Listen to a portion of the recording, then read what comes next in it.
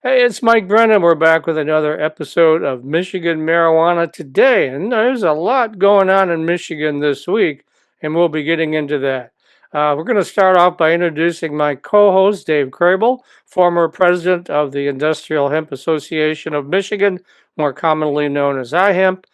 He's still on the board, and he mentioned to me just before we started that Blaine Bechtel, the current president, along with Robin Schneider, who's the executive director of the Michigan Cannabis Industry Association, both testified today at the Michigan House, I assume, right? Yes, yeah, in Lansing, they testified for in regards to House Bill 5040, which is set up to provide some protections for children, which is we're all in favor of. We're very supportive of that. Some age gating for products, but the bigger issue, that Robin is there for, and she gave us a shout out and said, we have some concerns with this, which we do. Um, is that we have a lot of products coming into the state from uh, California and other states. A lab actually testified too. Lady did a great job, and they went to gas stations and pulled some candy-looking things off the shelves with these different cannabinoids. They have the Delta 8s, and there's some other things I don't even recall. What there are off the top of my head, but they're harmful, they're dangerous, and they're bad. We don't want that. So but what they've done with this bill 5040 is in there, they have a limit of 1.75 milligrams of THC per serving of any hemp product. So what that does is it eliminates any type of full spectrum CBD product. And from the studies we've done, that we've seen done, the entourage effect of that THC along with the CBD is where you get the most benefit. So we want to preserve those full spectrum CBD products that are made in a compliant and safe way, and age gated, and we've asked for some modifications to that 5040, but we'll see. We didn't ask for everything that we wanted. We tried to make a reasonable ask, that they might um, agree to. We'll see how that goes. All right, and then I've got some real brief news before we introduce our guest. Just this morning, the U.S. Supreme Court voted 9-0 to prohibit the. Well, there was this. They're talking about a law that if you smoke marijuana, that you can't have a weapon, a gun, or anything like that. They voted 9-0, saying that was a violation of the Second Amendment. So smokers can have weapons. Obviously, you can't brandish them or something like that, but you could but you won't get penalized for having a shotgun or a rifle or a pistol or whatever. That was a big bone of contention with a lot of people that they thought it was an overreach, and the Supreme Court agreed. The other thing that I read this morning, and I haven't had a chance to do the story yet because I've been real tied up this morning, is that the beverage industry, the beverage industry is starting to put THC into a lot of drinks. And I kind of figured they would come out for this. It was just a question of when. They're petitioning the Department of Justice, the Trump administration, to let them continue to put THC in drinks. Now, where that goes remains to be seen. And of course, we're all worried about a November, what is it, November 12th deadline, Dave? Yes, yeah. If that goes into effect, it's gonna eliminate a lot of businesses, and take some beneficial products away from a lot of people. Yeah, currently the DOJ is, and even that's now being challenged. The DOJ is now has rescheduled medical cannabis, and it's the states have to decide what they want to each one what they want to do in that area, which opens up a lot of stuff that they can do. I mean, they can then start writing off business expenses and whatnot. Of course, the Mhm. medical cannabis industry in Michigan is tiny compared to the recreational cannabis market, which is not being rescheduled, but could be at some point, I suppose. That's a big deal there. And so we got a lot of stuff percolating, and I'll try to get it up on my website as quickly as I can. But now, what I want to do is introduce our guest today, Bill Shaw. Bill Shaw is one of my advertisers, and I'm working with him to promote what I think is a really great thing for the cannabis and hemp industries. He's got access to private lenders that, and there are a lot of conditions. You have to be a profitable cannabis business, have to be in business for a number of years. I will let Bill explain all that, but essentially there is financing. You can't get finance. Well, you can, I suppose, but it's really tricky to get financing from the banks. But from these private lenders, not so much, right, Bill? Well, good afternoon, Mike and Dave. I appreciate the opportunity to be with you this afternoon. I just want you to know I'm on the campus of Ferro State University watching a football camp. So I'm out here and it's slightly chilly, but nonetheless, I'm happy to talk to you. All right. Well, let's talk about lay out all the facts first about what you're offering to the cannabis and hemp community, not only in Michigan but in Ohio and actually across the country, right? Well, thank you, Mike. That is true, and I want to correct you because you said financing. I am in the private cap financing business. Okay, private capital. That's what it is. We refer to it as private cap. And the difference is between traditional lending and private cap is that the funding that we get is from. Um, it's not from the Federal Reserve. It's from private lenders all around the country. These could be high worth net individuals. It could be unions that have a lot of money to invest, and that's what they do. So we attract uh, people with money from all aspects of life, and we're in the lending business. That's the good news. We do have lenders and we're ready to lend. The bad news is many of the people that we have worked with in the past have kind of left the industry for a lot of reasons. And you can, if you want, I can get into some of those reasons. But yeah, we're ready and willing to do business. Well, let's talk first about what there's a lot of, you got to meet a lot of criteria. Why don't you go through the criteria just so we're not raising hope for people that won't qualify for this particular loans and whatnot? Well, first of all, there's no startups. We're not really looking for startups, okay, unless it's a company that has a lot of assets to pledge against the startup, okay? That's where a lot of the problems were created initially in the cannabis space. Too many people needed funding, and quite frankly, they weren't good business people. So, yeah, we are looking So for Bill, a cannabis company that's not a startup in the last few years was working in the black market. How does if that work? Well, number one, they have to be able to show that they were making money, and they have to be able to show us some of their financial records, a couple years of tax returns of the owners of the business. They have to show 6 months of checking account statements.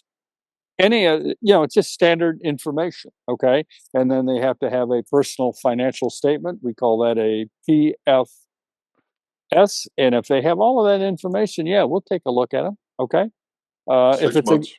yeah, I mean, every deal is different. Okay. But I'm Hmm. going to tell you, if you come to the table and you are not willing to give us the information that we request, chances are you won't get funded. And the reason we're looking for good deals, there's just too many people out there looking for financing, and not enough lenders to be able to do that. So, quite frankly, they're cherry picking some of the best. I don't know how else to say it, but they're cherry Yeah, it makes picking sense. Well, and for the best. the other thing too, Dave, is we went street legal for recreational in December of 2019. So that was 6 years ago. So Yeah. anybody, there's a lot of them. I guess there's 35 or 40 just this last month that dropped out of the industry, but we still have about 700 or so dispensaries in the state. A lot of those are owned by big groups that have multiple dispensaries. Uh, but so if they have 3 years of records, right, Bill, that they No, can at no, least. no, no, no. We're only looking for 2 years of 2 years of 6 months of statements and probably 2 years of financial statements, year end, that kind of stuff. But we're not really looking for those big companies. Everybody knows Loom in the state of Michigan, owned by a very large corporation. We're looking for the guy that has 4 or 5 locations, that has done a good job, and is profitable, and is looking to expand, or perhaps acquire another um, dispensary, or looking for working capital, looking for a line of credit. All of those kinds of things that we do. But that's an ideal customer for us. So we're not really looking for the Fortune 500 cannabis operator. We're looking for the guy who has done a good job, been in business for a couple of years, made some money, done things right, done things above board, not participated very strongly in the black market. And if he could produce the financial records, we'd love to take care of that, and we'd love to get him financed. And everybody, I'm telling you, the first question I get out of that, what are the rates? And I always tell people the rates are going to be about 2% each above prime, whatever it is, on that day that we close the deal. Dave, you have questions? No, it makes sense. Someone want to expand their operations or maybe add some equipment, and instead of putting it on the credit card Yeah, or no, we'll take a look at cutting that. their cash flow, they can get a loan at a reasonable rate, it sounds like. Yep, they sure can. I have a very good operator. It's a grow operation. Grow operations are up and down. A lot of times they'll have a very heavy grow. It's going to be a good harvest. And what happens is they've got to pay overtime. They've got to buy extra product. Sometimes they're looking for a short-term loan up to maybe 6, 7 months, and they need 30, 50, 60 grand. We can do that all day long, and we can do it in a matter of 7 or 8 days, Okay, that's as long good. as they produce the financial records. I'm going to give you a little tip dealing with loan brokers like myself. Can I do that? Is something okay? I talk to a lot of different entrepreneurs, and a lot of people will tell me, if we ask for 2 years of tax returns, give them 2 years. Don't give them 3. Only basically give the lender the information they're looking for. Underwriters are trained to go in, and they know exactly what they're looking for. They know what the company's done. If there's any kind of derogatory information in there, they're going to find out. So my advice to the entrepreneur or the business owner looking to get funded is that they just give the information they're looking for, not any more or any less. And if they do that, they're going to be fine. As you know, my favorite saying, if you comply, the deal will fly. There we go. Good advice. All right. So essentially, what can you not finance? It sounds like you can finance most of the typical things a business would be dealing with, but are there certain things you just can't deal with? Well, if the company's going, if the company has been poorly run and they're looking for financing for a last chance, I can tell you that I certainly feel sorry for that entrepreneur or that business owners, but we just can't go there. Okay, I mean, if the deal doesn't make sense, and they're looking for unrealistic terms, and unrealistic funding, in other words, they want $2 million, and the business is only doing $70,000 a month. That's not going to fly. There's just no way that we can make that work. It just doesn't make good business sense. So I feel sorry for those operators, however they got into that position, but we're not magicians. Okay, we have to be responsible to the people that are lending us the money so that we can in turn lend them, but we can't take too much of a risk. We can take more risk than a traditional bank, but we're not going to take risk that is just doesn't make good business sense. I hope that makes sense to your listeners out there listening. Yeah, and of course the range minimum is about $50,000, but somebody really wants to go long, you can loan up to $50 million, right? Yeah, generally we do that.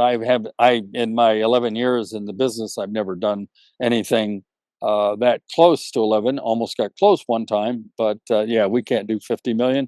But the sweet spot for me is anywhere from $8 to $10 million. Okay, And I'll tell you how this works. Okay. Generally, what happens is a guy will come to me and said, okay, we've got assets. We're going to develop a business. So we get them approved. Generally, what happens is that's a construction loan. All right. So what happens is we have all the information we need. The guy has the construction plans. He builds the product. We lend the money as he needs it to pay his suppliers. In that situation, that's an interest only loan. Okay. In other words, and that's going to be 2% above prime. All right. So he's not paying back the principal of the loan, he's only paying back the interest. So generally, he's got 24 months. Usually, if he needs it, we'll give him another 6 months, which is an addendum. So basically, he's at 30 months. All right. At that time, if he borrows $7 million to build that, but he's only been paying the interest on that 7 million, and the interest is been accumulated because we don't give him the full 7 million. We only give it to him as he needs it in the installments as the construction it needs it to pay the contractors and the supplies he needs to build the facility that he's building. There's a balloon at the end, and generally what they'll do is, well, every time they'll do that, they'll convert that into a 30-year or 25-year fixed loan at a fixed interest rate. That's a term loan. And then we'll arrange for a working capital so he's up and running.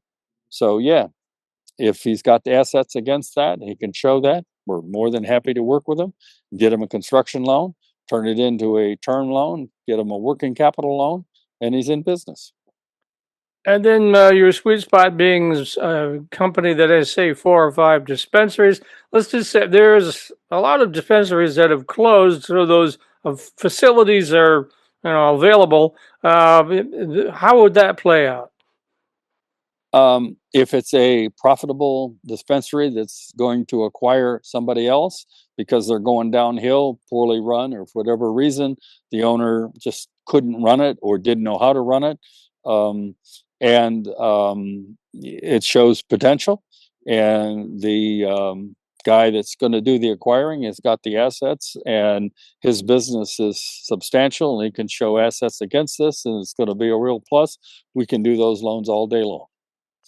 And I And said, they can go up to, generally, a situation like that in the state of Michigan, state of Ohio is going to be anywhere from 1.5 million to 3 million. Okay. all right. And then, so And, how would that play out? and That would be a term loan then, or what would that be? that loan could be any way the guy wants to do it. It could be a line of credit if he's any good, could be a term loan, or it could be just, generally what they'll do is they'll just take a term loan against that and then uh, basically pay it off as they go along because there's no prepayment penalty. They can pay it, if the assets are really good and they own it, and a lot of times they'll own it, they'll take a term loan for 7 years or something like that, and then after 3 years they said, okay, well, this is too much, I don't want to run it.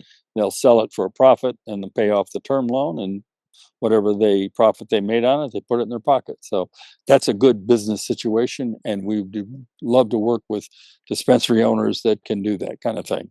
I hope that makes sense. Yeah, you got any questions, Dave? No, I was just curious. I don't know if you saw the new Federal Reserve chairman had his first conference, and they're not gonna do any forward guidance anymore. I see the Fed funds rate is um, 5.5 or 6 three tomorrow three and a morning. half, 3.5. 3 to 3.75, but the prime is at 6.75. So you're looking at about 9% interest on a loan right Yeah, it's now. 2 to 3% above whatever prime is on that given day. But keep in mind, we don't borrow money from the Fed. Our lenders are private cap lenders. Mhm. Traditional banks use the Fed. We do not use. Our But lenders you do said not. you base your rates on the prime, That's correct. couple points over prime. Yep. That's it. Hmm. So right now that'd be around 8 or 9%, give or take. Yeah. What are your thoughts on the economy? I mean, the economy's been running pretty strong. Hot, Are that you talking? normally means rates are going to go up. Is that question directed at me? Yes.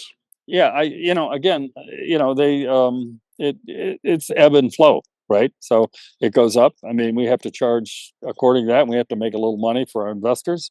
So I mean, it's still a good deal, and in a lot of situations, we will absorb the risk a little bit higher than a traditional bank. So um, we're in a pretty good position no matter what the rates go. We don't really look at that or affected by that. We just base our quotes on wherever the Fed is at on any given day.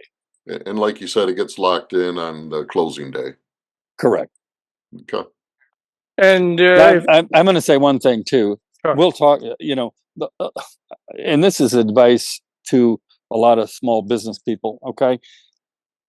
If you talk to a loan broker, okay, and the guy says, well, you have to pay me $4,000 and I'll get you the loan. That's, for lack of anything else, I hope your listeners won't mind, it's pure bullshit. You do not have to do that. You talk to any legitimate loan broker will talk to you.